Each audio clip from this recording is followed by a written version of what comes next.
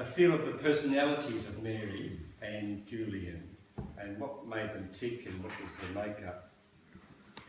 But firstly, the other day, I meant to tell you about the beginning for me was at Mount Street where Mary is buried there. And before that, some of you may have read a book, and I was driving to Massify one Sunday morning and heard on the ABC this woman being interviewed. Her name was Elisa Piper. And Elisa is what we would call a collapsed Catholic from West Australia, and was involved in Shakespearean theatre. And part of her studies to be an actor was to understand pilgrimage in the Middle Ages, Canterbury Tales, etc. So in her research, she found out that in medieval times, rich people would pay poorer people to walk the pilgrimage for them. So wouldn't that be good? You could, I suppose, that crossed your mind yesterday. And she thought it was a bit of a hoot. And she wanted to do the Camino in Spain. So she sent an email to all her Facebook friends, I suppose, and said, you know, I'm walking this Camino, I need funds, and I'll walk your sins off for you. Be generous. She thought it was, you know. And of course, a bit of humour came back, a lot of humour came back. But in the midst of it, there were actual confessions, which some of those people that she knew told her things that they had never told another human being. Wow. Then she didn't know quite what to do. How did you respond to that? And then she began to take it very seriously, that sense of walking along and in prayer or thinking for the other and carrying someone's sufferings or secrets with them and see what happens. So I had that little thought too for the pilgrimage, and I thought I'd walk to Penola from Melbourne. So I set off from Melbourne and I got to the other side of Ballarat before it became just too difficult. And I thought I'd come back. And then I heard about Luke Mills and what's happening here. And I thought, well, maybe that was a message. Just start from Portland and go to Penola. And, but for you too, I think that's a great little aspect of pilgrimage, that it is a classic term, penitential, or it's a renewal. It's a time of sacred space. Whatever goes on in our heads and hearts as we trot along, who knows? But something's happening. And it's always, not just for me or for you, but for others. That's something wonderful. And the other day when I spoke, a couple of key things to understand these personalities was that Julian was that English person, but of Irish stock, but Anglican. And became a convert and went to France, was moulded in the Passionist tradition of preaching the missions and evangelising the Maris with Julian Aymard, who at this St. Francis Church in the cities he's meeting. They have a new then understanding of this energy and the grace of the Eucharist post French Revolution, etc., and the Maris brothers. And the MSCs were part of that family too. So there's a whole warmth and new way of being spiritual that he caught. But perhaps now we might look at Mary and her family. She was one of a large family, and as we've mentioned, her parents, Flora MacDonald and Alexandra MacKillop. And Alexander, as we mentioned, was almost ordained a priest, almost to the very end of his course. And as we read often, due to his health broke down. And for us who have been in formation, we know that there's often things, caveats behind why people can't continue. And it's not always easily explained, but it's just not suitable. And when we look at Alexander, as a married man and in his life, I wouldn't want him to be my parish priest. Brilliant man, had great ideas, set off on his horse. At one stage, he left his young wife with 4 children under 6 and went to Scotland to help a friend. Now, you don't get on a plane in the 19th century, you get on a boat, and he was away, I think, I forget the actual amount of time, it was like 9 months he was away to help a friend. Now, the women amongst us, what would you be feeling? Yeah, and I'm your best friend, yeah, that's right. So then he comes back and continues on, but in between time, he's bankrupted the family. He's run for Parliament, great ideas of leadership, but as the constituents could conclude, he couldn't run his own household. How could you trust this man to be a leader? So he was that type of person. And in history analysis, it's good just to ask questions. Why did Mary get attracted to Julian Woods in the sense of inspired by his vision? There are some similarities between Julian and her father, not two peas in a pod, but that sense of brilliant mind, a sense of vision, energy, and education, and leadership, a thirst for leadership to create things anew. There's some similarities between these two men when we think about Alexander and Julian. And of course, Julian wrote to Mary after that blow-up in Portland when her father tried to take control of the whole situation, and Mary ended up without a job and the family without a house, and that's when the marriage really mum and dad separated. Julian wrote some cutting little remark about that troublesome father of yours. It'd be best if you weren't under his influence. So the two men, you could see between the lines, did not see eye to eye, or perhaps like each other so much. And here's Mary in the middle of it all.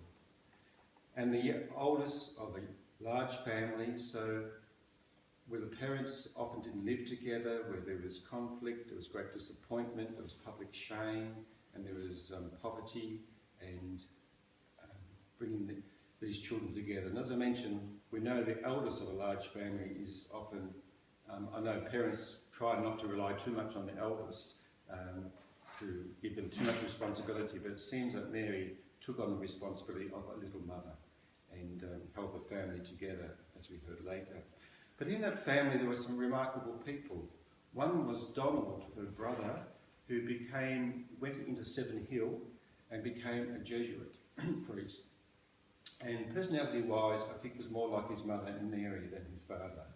He had a happy ministry, and he worked quite well and very effectively for that time with the Aboriginal missions at Daly River, up in the Northern Territory. And when you think of what infrastructure and how many settlers were in the Northern Territory in those times, was very, very poor.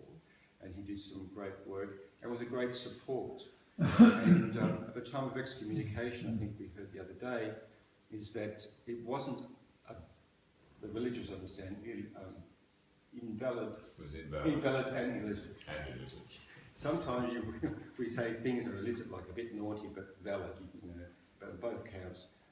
It just wasn't an excommunication at all, but it had all the drama, and all the people of the diocese thought it was the excommunication. But the Jesuits in their learning knew straight away it wasn't. And Donald and the Jesuits supported Mary by saying, you aren't actually excommunicated, but for the time being, it's best if you behave as if you are. That's the Jesuits. When I was some years ago in the seminary on staff, the rector there was a man who'd only died a few weeks ago, Aldo Rebeschini. And Aldo Rebeschini was a secretary to Cardinal Knox in Rome for about 12 years. And when he went there, the Josephites said to him, Aldo, we tried to put a cause through in the 1930s for Mary MacKillop, but we didn't get very far. See what you can do. And he found out that what happened in the 1930s wasn't in the correct process of putting a case forward. So for his days off, which was a Thursday, he used to toddle off to the Vatican archives and troll around in all the files. And it's there he found some remarkable letters, and I'll speak about them in a minute. Just give me a sign when I'm talking too long, because I can finish it tomorrow. In the archives there, he found terrific letters from Mary MacKillop to the Bishop of the Scottish College, Bishop Kirby.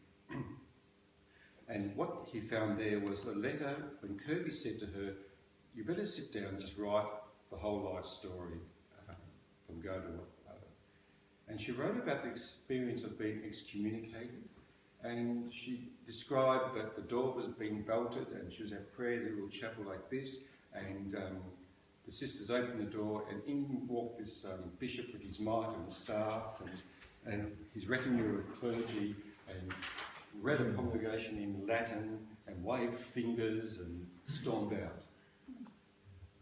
She said it was horrifying, but she said at the time she had an incredible flood of grace, of peace and consolation at the very time of terror and excommunication. And that was, and Aldo's opinion was that that's sort of the pearl to begin to contemplate, is this soul of some special grace? In other words, what we say as saint is that already on earth they were in heaven. Or we can sort of, church concludes that this person when they die surely is with God, because their life pattern was unity with God, and there's signs that we can record that when they were on earth there was these special moments of grace. That's sort of what a saint is. He said that there was another sister, Lexi, and Lexi and Annie, they joined her with the Josephites, but Lexi didn't. She joined the Good Shepherds at Abbotsford. If you're from Melbourne, you know the farm. That was a fantastic place there. In fact, a sister of mine did a PhD on institutional care in the 19th century, and the review then was like when they opened the gate of the poverty of the streets of Collingwood and Abbotsford. They couldn't believe these French women had this garden and whole structured industries for the girls who were moral danger was the it was an incredible vision, again, from the French church about the best, to give the poorest of the poor the best of the best. And I sort of understand things in that way. Anyway, Lexi, at a young age, was the novice mistress for those sisters, but died as a young woman from pneumonia, before antibiotics. But Aldo said that if the Good Shepherds wanted to pursue Lexi, there was a real cause for her to be promoted to be a saint. So when you hear some of these comments and look at the family at the beginning and what actually happened on the outside, like if you walk down the street, oh, those MacKillops, bankrupt, useless father, tribe of kids, it's just hopeless, that poor woman. But somehow the faith, the grace within that family has done extraordinary things. What we'll do now is just fast track now to Penola, where we're heading forward. And we were at Portland. Portland, Mary lost her job, lost her home, the family got split up, and she came back to Penola to work there. And that's again where she was in communication with Julian Tenison Woods for a number of years. And the first draft of the rules of the sisters. But the key thing was that the year after, that was about mid-1866, in January 1867, Julian Tenison Woods was asked by the bishop to leave Penola and to become the director of Catholic education for the Adelaide diocese. So that ended the 10 happy years for him. But also for Mary, it was not a disappointment, it was unfortunate really that he had to leave so quickly after the stable was organised, the first rule was drafted, and the beginnings. Father Founder, as he's called, was not able to be there, went to Adelaide and entered into this whole dynamic of establishing schools throughout South Australia. And perhaps I might stop there and give something else later. So we just stopped with Julian Tenison Woods at Canola is shifted, and Mary's left there with this new vision about 2 or 3 sisters, a black dress, a simple cross, and what happens next. Thank you, Greg.